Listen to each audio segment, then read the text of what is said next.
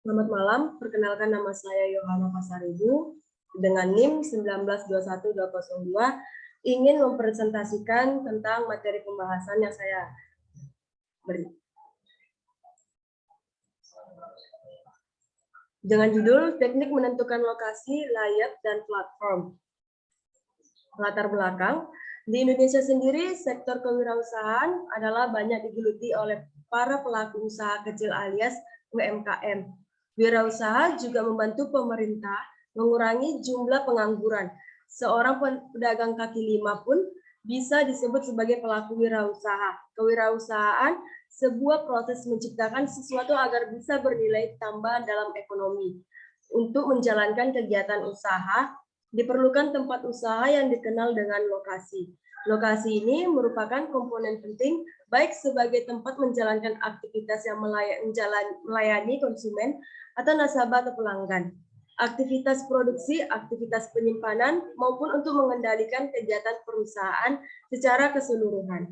Lokasi ini merupakan tempat melayani konsumen, dapat juga diartikan sebagai tempat untuk memajangkan barang-barang dagangnya. Konsumen dapat melihat langsung barang yang diproduksi atau jenis dijual baik jenis jumlah maupun harganya. Di samping lokasi perusahaan, perlu juga dipikirkan tata letak sebagai tempat melakukan kegiatan usaha. Tata letak ini dikenal dengan nama layout. Layout ini dilakukan adalah terhadap gedung, baik aktor bentuk gedung atau lainnya yang berkaitan dengan gedung tersebut.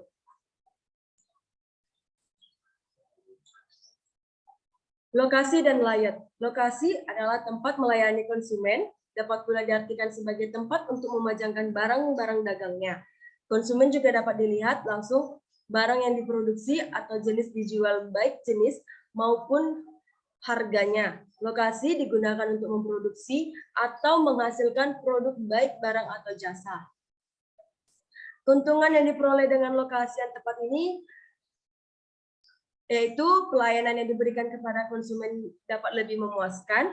Yang kedua, kemudahan dalam memperoleh tenaga kerja yang diinginkan, baik jumlah maupun kualifikasinya. Yang ketiga, kemudahan dalam memperoleh bahan baku atau bahan penolong dalam jumlah yang diinginkan secara terus-menerus. Yang keempat, kemudahan untuk memperluas lokasi usaha agar biasanya sudah diperhitungkan untuk usaha perluasan sewaktu-waktu.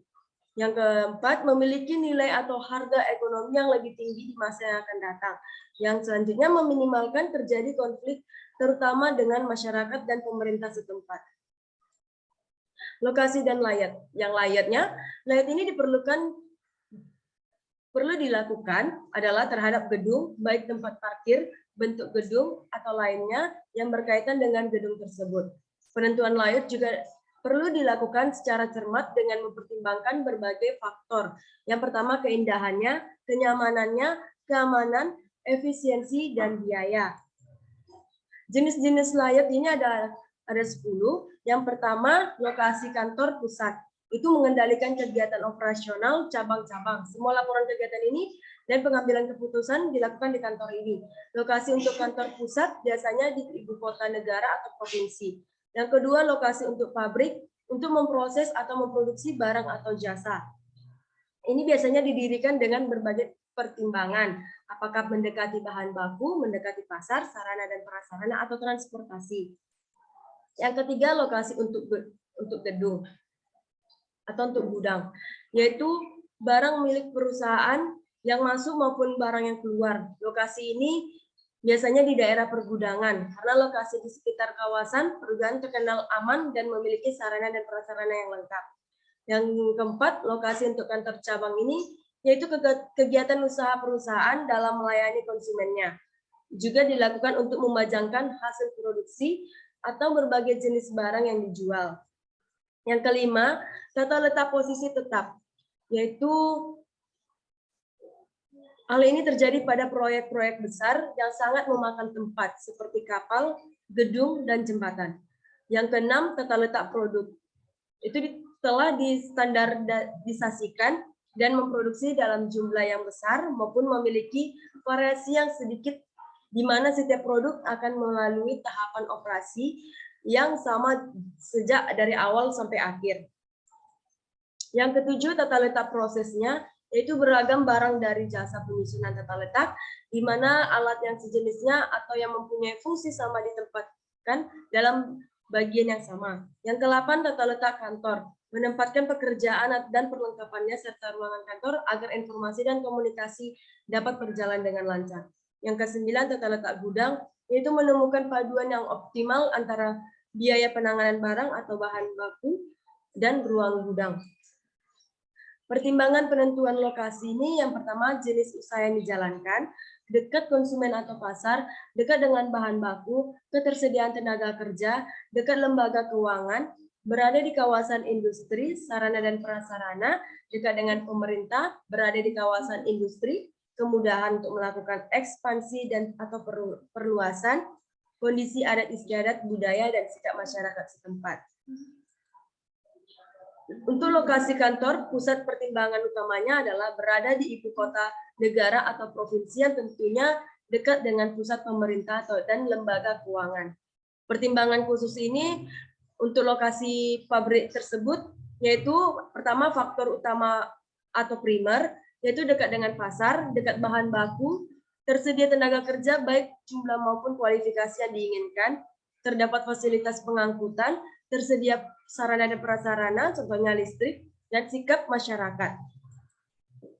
Yang faktor sekundernya ini, pertimbangan sekunder dalam penentuan lokasi pabrik, yaitu biaya untuk investasi, prospek perkembangan harga, perluasan lokasi, dan fasilitas penunjang lainnya.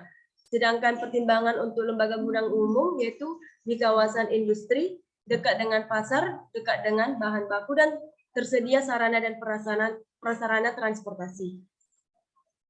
Pertimbangan penentuan layat.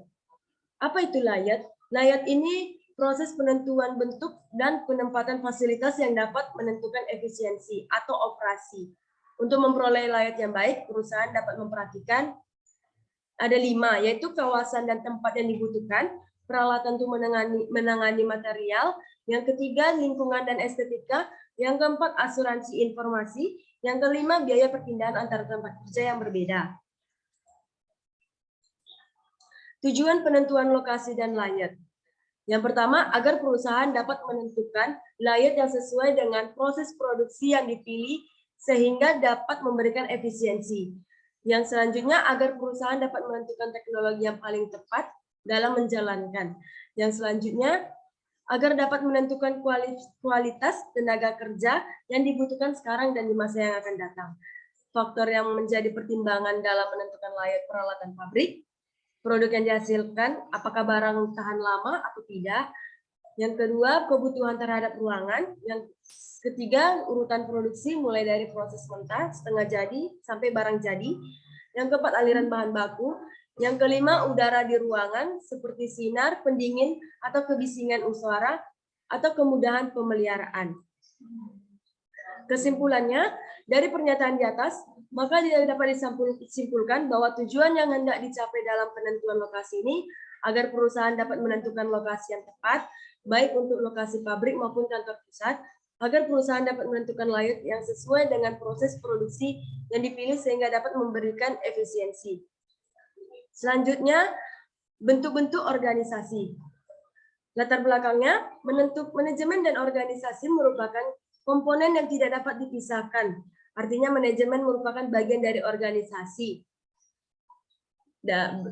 Manajemen organisasi dan manajemen ini merupakan alat untuk mencapai suatu tujuan. Untuk mencapai suatu tujuan tertentu. Apabila organisasi dipandang sebagai suatu sistem terbuka, maka sebuah organisasi bisnis akan menerima input mencakup bahan mentah, sumber daya manusia, modal, teknologi, dan informasi. Bentuk-bentuk organisasi ada akibat beragamnya, usaha untuk menjamin adanya fleksibilitas dalam rangka pengembangan organisasi, maka bentuk organisasi harus diusahakan sederhana, mungkin dalam perkembangannya di mana masing-masing mempunyai kebaikan dan keburukannya. Selanjutnya organisasi lini. Organisasi lini ini suatu organisasi di mana pelimpahan langsung secara vertikal dan sepenuhnya dari kepemimpinan terhadap bawahannya. Ciri-cirinya yang pertama, hubungan antara pimpinan dan bawahan masih bersifat langsung melalui satu garis berwenang. Yang kedua, selain top manager, manajer di bawahnya hanya sebagai pelaksana. Jumlah karyawan sedikit, sarana dan alatnya terbatas. Selanjutnya bentuk lini pada perusahaan perseorangan, pemilik perusahaan adalah sebagai top manager. Organisasi fungsional.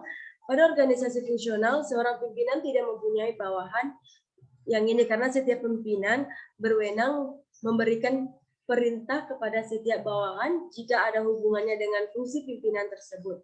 Ciri-ciri organisasi fungsional ini, yang pertama organisasi kecil, yang B di dalamnya terdapat kelompok-kelompok kerja staf ahli, selanjutnya spesialis dalam pelaksanaan tugas.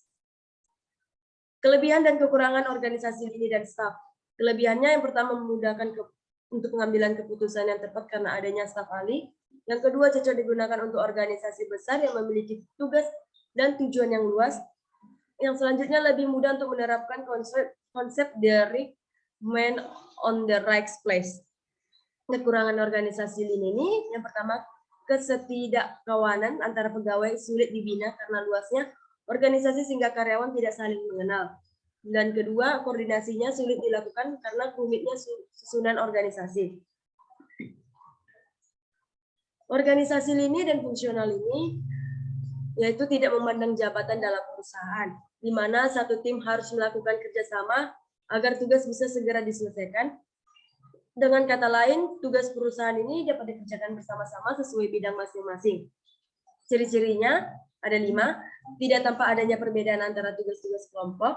Yang kedua, terdapat spesialisasi bidang yang cukup maksimal. Yang ketiga, tidak ditonjolkan perbedaan tingkatan dalam pembagian kerjanya. Yang keempat, terdapat rasa solidaritas yang tinggi dalam organisasi. Dan yang kelima, pekerjaan yang tidak rutin atau teknis tidak dikerjakan. Kelebihan dan kekurangan organisasi ini dan fungsional ini, kelebihannya yang pertama solidaritas tinggi, disiplin tinggi, produktivitas tinggi karena spesialis dilaksanakan maksimum. Yang keempat, pekerjaan yang tidak rutin atau teknis tidak dikerjakan.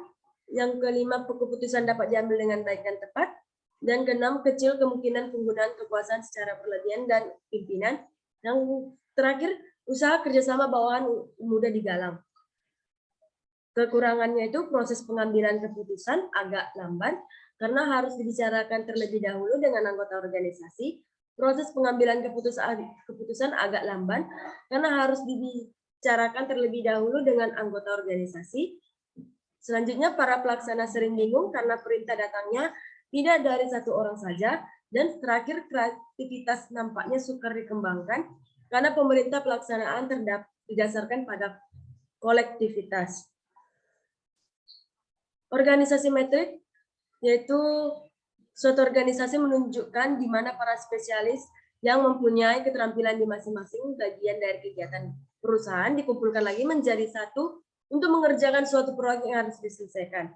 Ciri-ciri organisasi matriks, pimpinan adalah posisi tertinggi pada organisasi, tidak menekankan pada struktur hierarki, manajer proyek memiliki kewenangan secara horizontal. Kelebihan dan kekurangan organisasi matriks. Kelebihannya, sumber daya digunakan secara efisien, komunikasi yang berjalan baik dan lancar, tata kelola yang kuat, meningkatkan motivasi anggota, dan kekurangannya perebutan kekuasaan, munculnya dualisme kepemimpinan, kebingungan otoritas, tekanan yang besar terhadap anggota, rentan terhadap krisis ekonomi. Organisasi komite ini bentuk organisasi di mana tugas kepemimpinan dan tugas tertentu dilaksanakan secara kolektif oleh sekelompok pejabat. Organisasi komite ini terdiri dari pimpinan komite, yaitu para anggotanya mempunyai wewenangan lini. Yang kedua, staf komite, yaitu orang-orang yang hanya mempunyai wewenangan staf.